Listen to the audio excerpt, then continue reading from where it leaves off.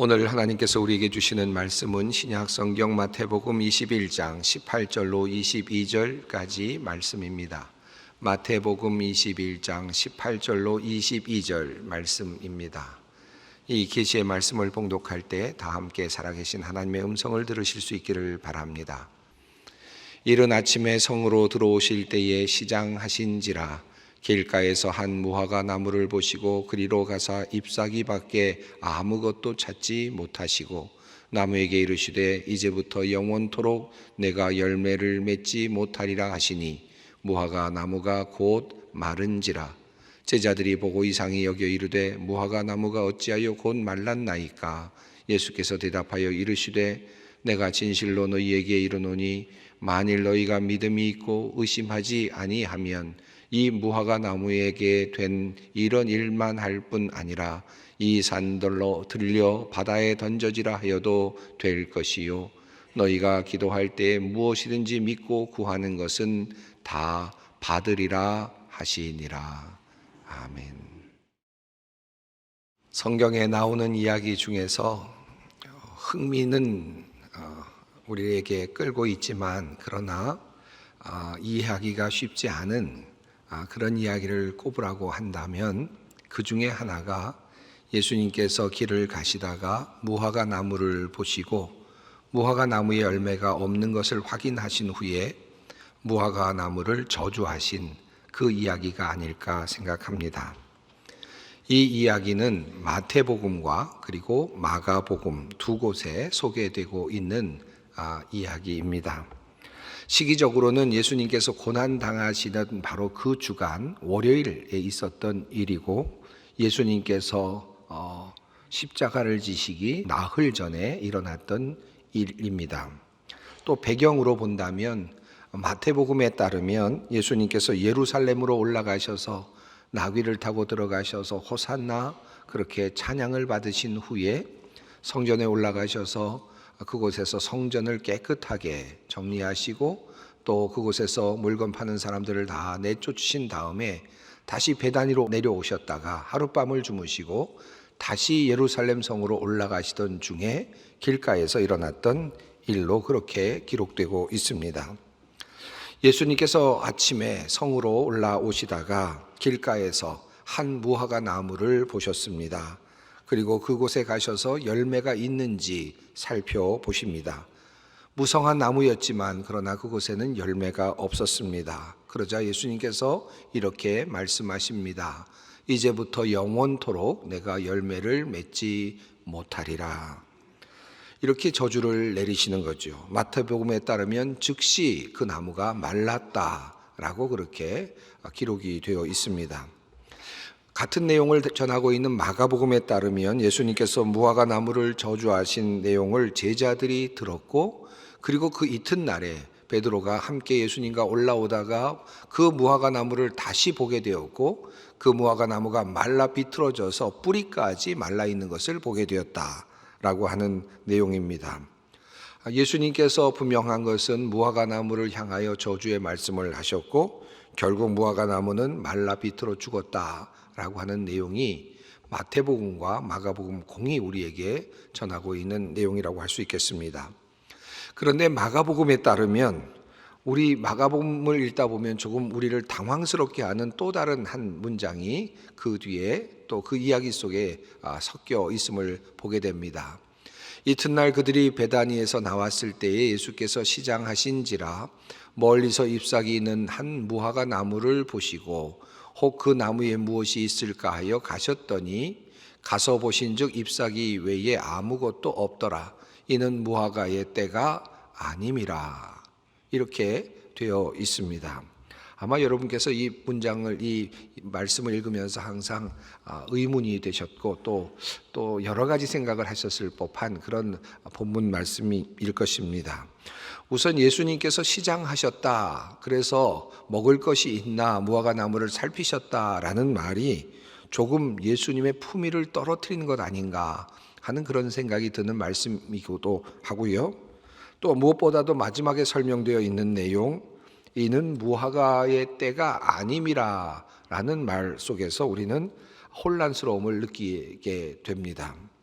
어떻게 예수님께서는 때도 아닌데 무화과 나무에서 열매를 찾으셨는가 하는 질문이 1차적인 우리의 질문이 됩니다.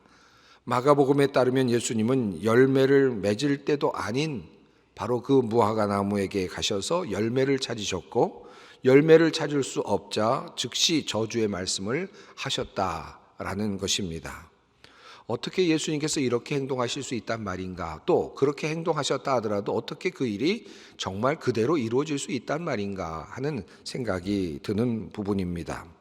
또 예수님께서는 시장기 하나도 제대로 참아내지 못하는 그런 분이신가? 그런 분에 불과한 분이신가? 또 시장기를 참지 못하셔서 화를 내시는 정도의 그 정도의 인격을 가지신 분이신가? 라고 하는 생각도 해보게 됩니다. 때가 되지 않는 하나서 열매를 맺지 못했던 무화과 나무를 저주까지 하실 필요가 있었는가 하는 생각도 함께 하게 되죠.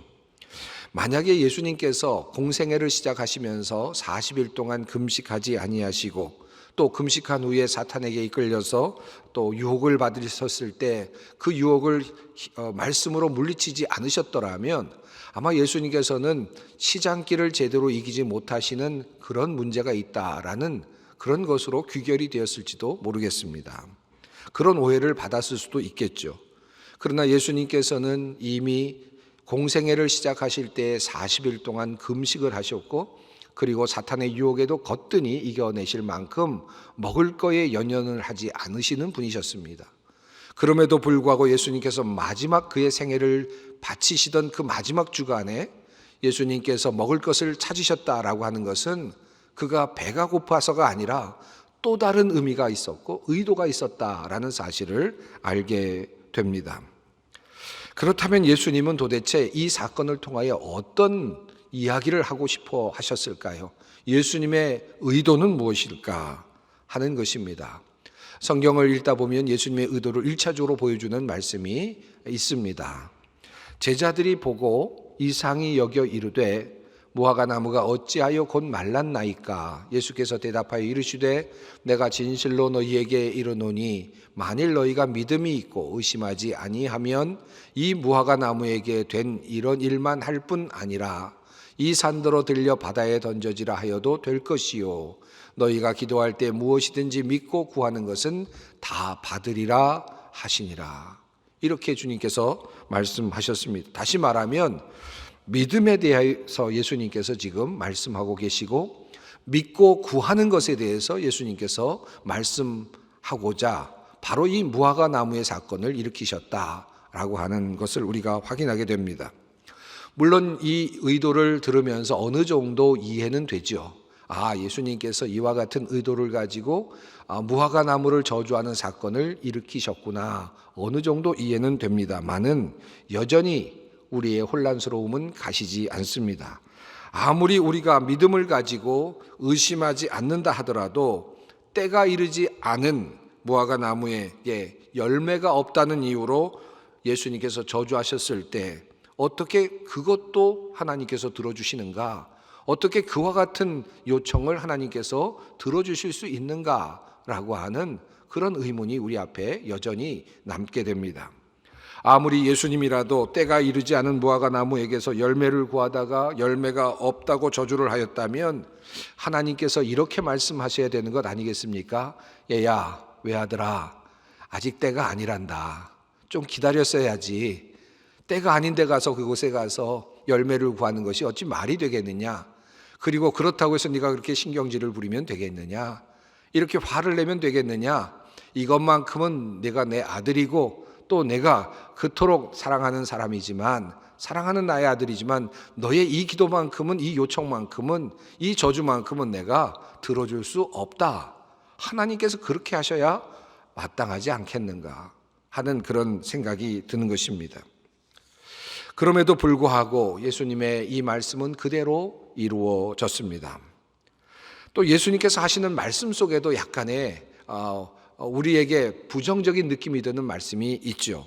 예수님께서 예를 드셨는데 뭐라고 예를 드셨습니까? 이 산더러 들려 바다에 던져지라 하여도 될 것이다 라는 말씀을 하시지 않습니까? 너무 과장된 법이 아닌가? 어떻게 이런 일이 일어날 수 있는가? 아무리 우리가 믿는다고 해도 산이 바다에 던져질 수 있단 말인가?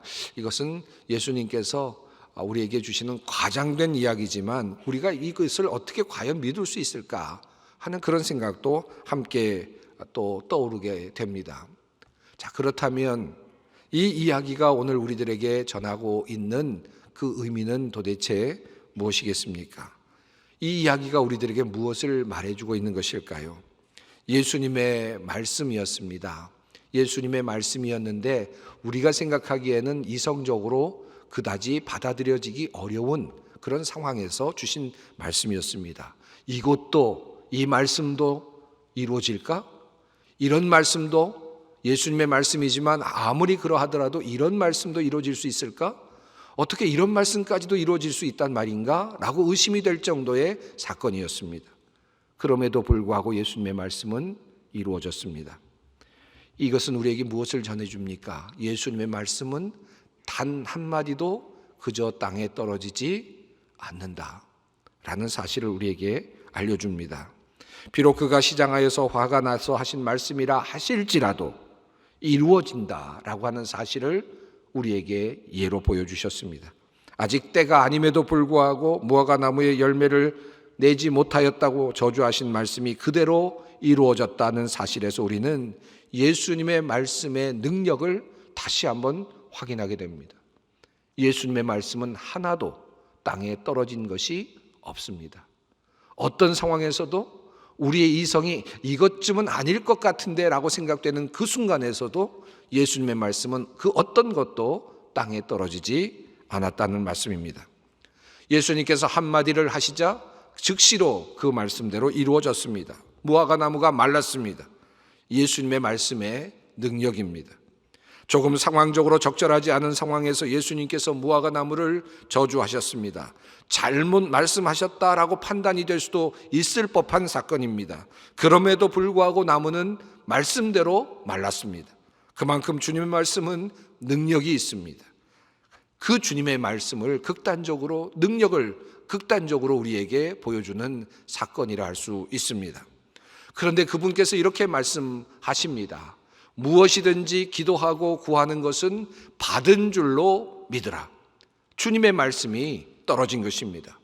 주님께서 무화과 나무를 저주하셨듯이 이제 또다시 다른 말씀으로 주님께서 말씀하신 이 말씀, 무엇이든지 기도하고 구하는 것은 받은 줄로 믿으라. 이 말씀은 절대로 이제 땅에 떨어지지 않을 것입니다.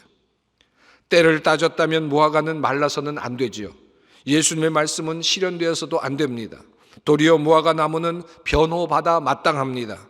열매가 없는 것이 무화과 나무의 잘못이 아니기 때문입니다. 때가 아직 아니었기 때문이죠. 얼마든지 무화과 나무는 변명할 수 있고 변호받을 수 있습니다. 하지만 때가 아님에도 믿음으로 기도하는 내용은 이루어진다. 하나님 예수 그리스도의 말씀은 그대로 이루어진다라고 하는 놀라운 사건을 우리에게 성경은 증언하고 있습니다. 한 가지 우리가 오늘 본문과 이야기의 흐름 속에서 조금 더 넓게 살펴보아야 할 것이 있습니다. 예수님의 이러한 무화과 나무의 저주 이야기와 더불어서 함께 마태복음 역시 그리고 마가복음 역시 함께 이루어지고 있는 또 다른 이야기가 이어지고 있는 또 다른 이야기가 있습니다. 그것은 바로 성전 정화 사건입니다.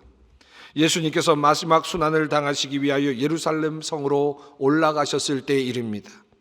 예수님께서 성전에 들어가셔서 성전 안에서 매매하고 있는 사람들을 내어 쫓으시고 돈 바꾸는 사람들, 비둘기 바꾸는 사람들의 상을 둘러 엎으셨다라고 하는 이야기가 성경에 이어서 나타나고 있습니다.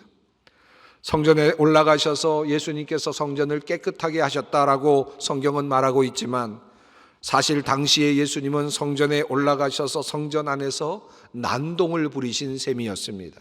상을 둘러 엎으시고 의자를 던지시고 사람들을 내어 쫓으시는 사건이었습니다. 그렇게 하심으로 예수님은 마치 세상 사람들에게는 미친 사람처럼 그렇게 보였습니다. 그러나 그렇게 하심으로 예수님은 성전을 깨끗게 하셨다고 성경 우리에게 증언합니다. 그만큼 예수님께서는 성전을 바르게 세우기를 원하셨습니다. 성전을 올바르게 세워내기를 원하셨습니다. 바른 성전의 기능을 하기를 원하셨습니다. 주님께서 이렇게 말씀하시지요. 기록된 바 내 집은 기도하는 집이라 일컬음을 받으리라 하였거늘 너희는 강도의 소굴을 만드는 도다. 예수님께서 성전을 정화하시면서 하신 말씀입니다. 성전이 어떤 기능을 하는 것이냐? 바로 그것은 내 집은 기도하는 집이다 라고 그렇게 주님께서 말씀하신 것입니다. 한 가지 중요한 단어가 계속 이어지고 있음을 확인하게 됩니다. 바로 기도입니다. 무화과 나무를 저주하시는 사건 속에서도 기도에 대한 이야기가 흘러가고 있고, 그리고 성전을 정화시키는 이야기 속에서도 기도에 대한 이야기가 이어져 가고 있는 것입니다.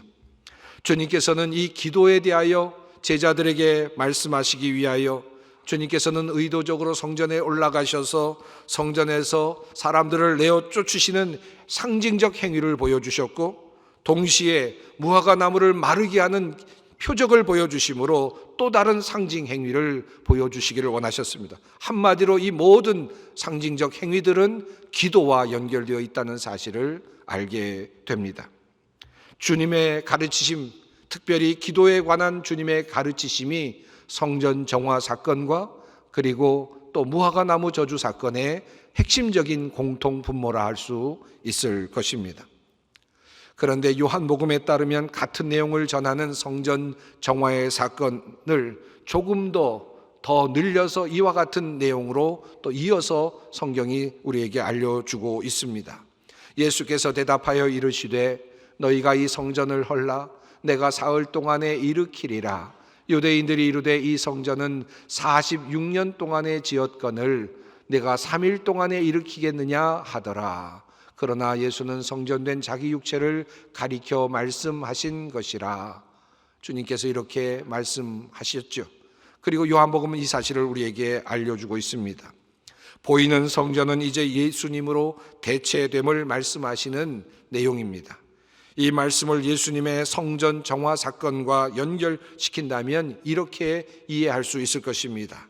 성전은 본래 기도하는 집이니라 성전은 기도하는 집으로 다시 바르게 태어나야만 한다. 그러나 이제 곧 보이는 성전은 사라질 것이다. 그리고 보이지 않는 진정한 성전이 세워지게 될 것이다. 바로 그때 내가 너희의 성전이 될 것이다. 그때 너희가 나의 성전 안에 거하게 된다면, 내 안에 거하게 된다면 너희들은 그곳에서 기도하여라. 너희가 무엇이든지 내 안에서 기도한다면, 내 성전 안에서 기도한다면 너희는 모든 것을 받게 될 것이다. 주님께서 이렇게 말씀하시는 것이죠. 이 표현을 주님의 말씀으로 정확하게 다시 이렇게 표현할 수 있습니다. 너희가 내 안에 거하고 내 말이 너희 안에 거하면 무엇이든지 원하는 대로 구하라. 그리하면 이루리라. 다시 무화과 나무 저주의 사건으로 돌아가 보십시다. 우선 예수님께서는 무화과 나무의 사건을 통하여서 예수님의 말씀의 위력이 얼마나 큰지를 분명하게 우리에게 보여주셨습니다. 한 걸음 더 나아가서 우리의 믿음을 가지고 주님의 이름으로 우리가 기도할 때 얼마나 놀라운 일들이 일어날 수 있는지를 우리에게 알려주셨습니다. 기도하는 백성, 기도하는 주님의 자녀들이 되기를 주님께서는 그 마지막 순간에 자신의 생명이 다하는 마지막 순간에 스승으로서 선생님으로서 바로 이 기도의 의미를 분명하게 제자들에게 알려주기를 원하고 계셨습니다. 자, 그렇다면 우리는 예수님께서 하신 그 말씀대로 그저 마음껏 구하라, 너의 마음에 원하는 대로 구하라 이 말씀을 따라서 정말 마음대로 구해도 되는 것입니까? 흥미로운 사실은 예수님께서 너희 마음껏 구하라 라고 말씀하실 때마다 매우 중요한 한두 가지의 중요한 예들을 그 옆에 붙여 두신 것을 우리가 성경을 통해서 발견하게 됩니다. 먼저 요한복음 15장에 나오는 말씀입니다. 요한복음 15장에서 너희가 무엇을 하든지 원하는 대로 구하라 라고 말씀하시는 예수님께서는 이어서 하신 내용은 너희의 부요함을 구하라 라는 말씀을 하시지 않으셨고, 생명의 연장을 위해서 구하라 라고도 말씀하지 않으셨고, 아이들의 잘됨을 통해서 후손들의 잘됨을 위해서 기도하라고도 말씀하지 아니하셨고, 세상적인 성공을 위해서 기도하라고 그 예를 들어 설명하지 않으셨습니다. 예수님께서는 도리어 너희가 구해야 할 것에 대한 그 덕목으로 사랑을 말씀하셨습니다.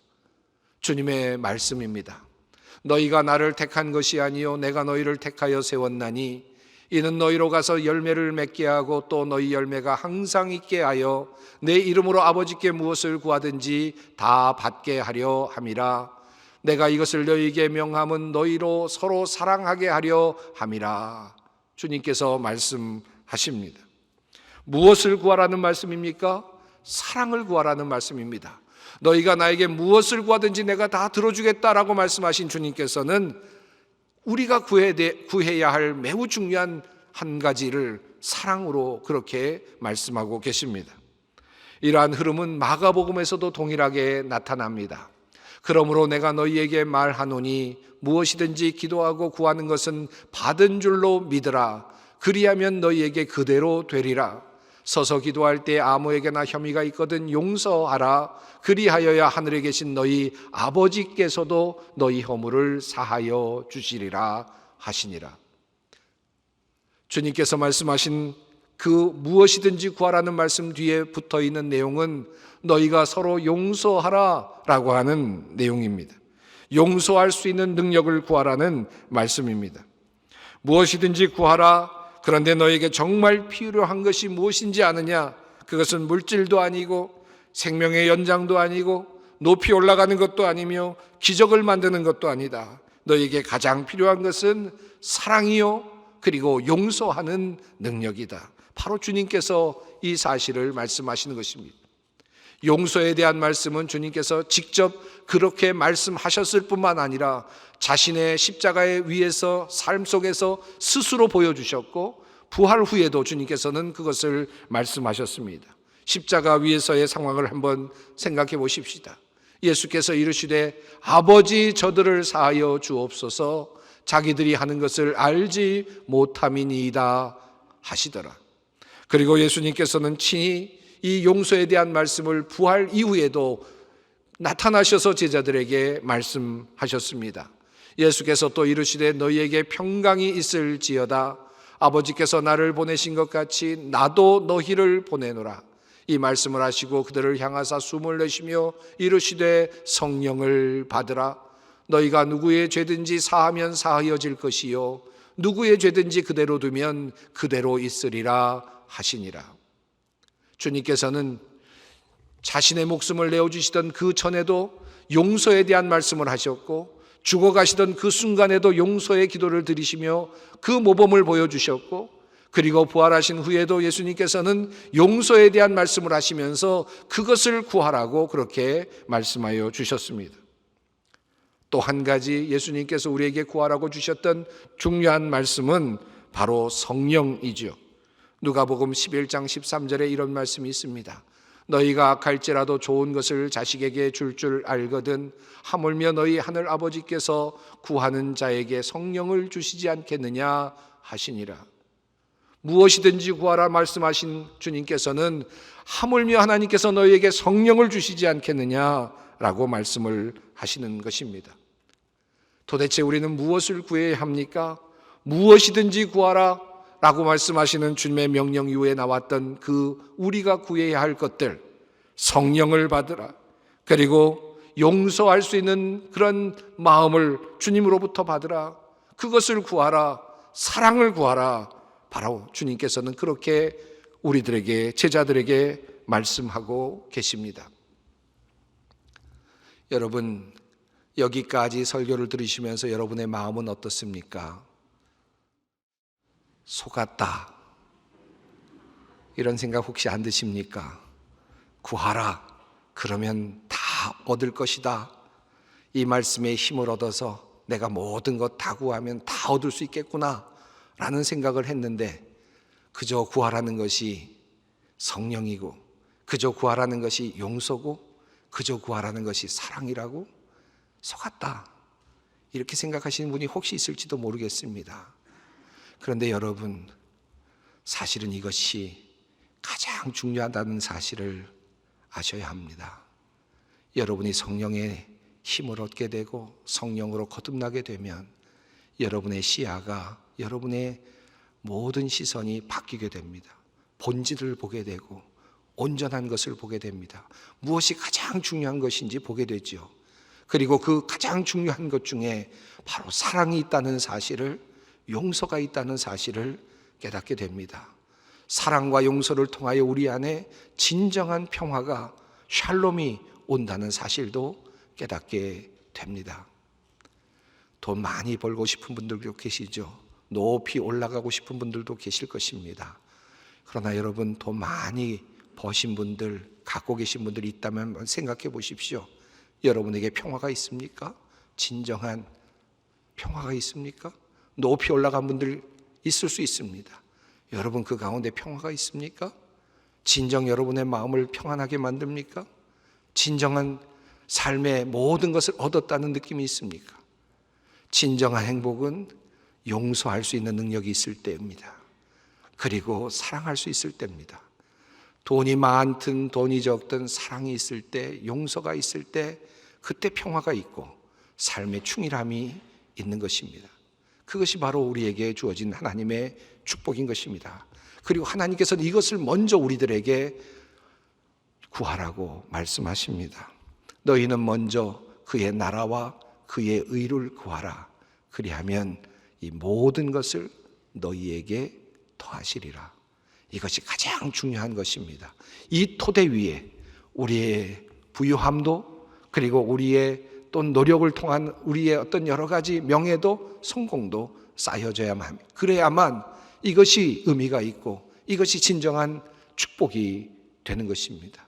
그저 높이만 올라간다고 해서, 그저 많은 것을 갖게 된다고 해서 축복이 결코 아니라는 사실입니다. 그러므로 우리가 반드시 구해야 할 것은 사랑이요, 그리고 용서요, 그리고 성령의 역사하심입니다. 그 바탕 위에 모든 것이 세워질 때, 그 위에 모든 것이 덧입혀질 때 우리는 진정 이 땅에서 행복한 사람이 될 것이며 복받은 사람이 될 것이며 하나님의 은혜를 누리는 사람이 될 것입니다. 오늘 하나님의 말씀 가운데서 우리가 무엇을 구해야 하는지 주님께서 말씀해 주셨습니다. 이 믿음으로 오늘을 살고 또 기도의 자리로 나가는 우리 모두가 되기를 간절히 소망합니다. 기도하겠습니다. 사랑의 하나님, 생수의 근원이 되시는 주님으로부터 생명의 물줄기를 받아 마시는 우리들입니다. 주님께서 우리에게 기도를 가르쳐 주시고 무엇을 위해 기도할지 기도의 우선순위를 알려주셨으니 감사합니다. 성령을 간절히 구하오니 이 부활의 절기에 성령을 기다리며 준비하게 하옵소서.